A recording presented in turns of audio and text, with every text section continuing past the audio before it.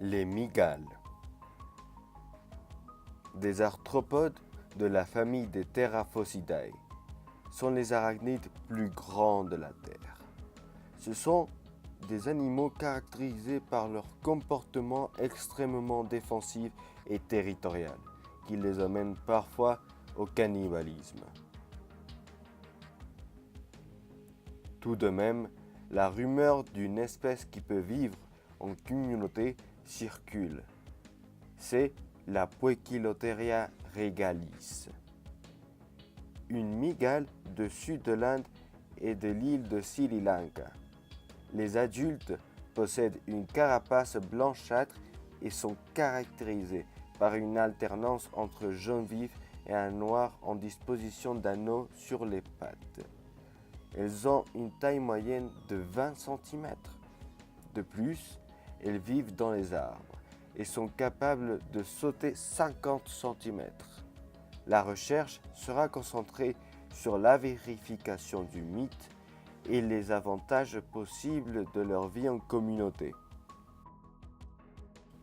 Pour vérifier ce mythe, 5 mygales de même taille de cette espèce ont été achetées et mises dans 3 terrariums. 2 avec une mygale et 1 avec 3 mygales.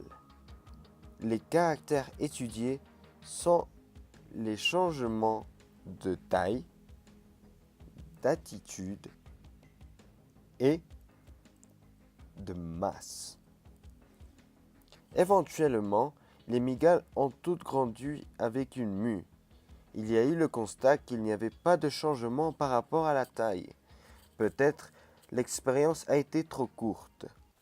Par contre, des réactions cannibalistes entre les mygales de communauté ont été constatées. En effet, les mygales sont alimentées toutes les 2 semaines avec des vers de farine. Mais après quelque temps, ceux-ci métamorphosent et deviennent des scarabées avec un exosquelette dur. Il est donc impossible de les consommer par les mygales. Donc, plusieurs vers de farine n'ont pas été consommés par les mygales, entraînant des affrontements entre elles pour s'alimenter.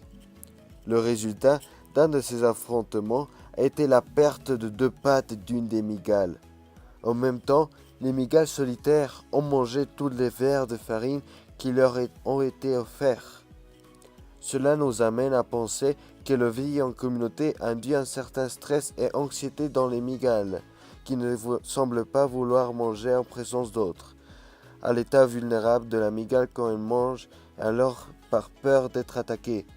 À partir de la recherche réalisée, le mythe est démenti.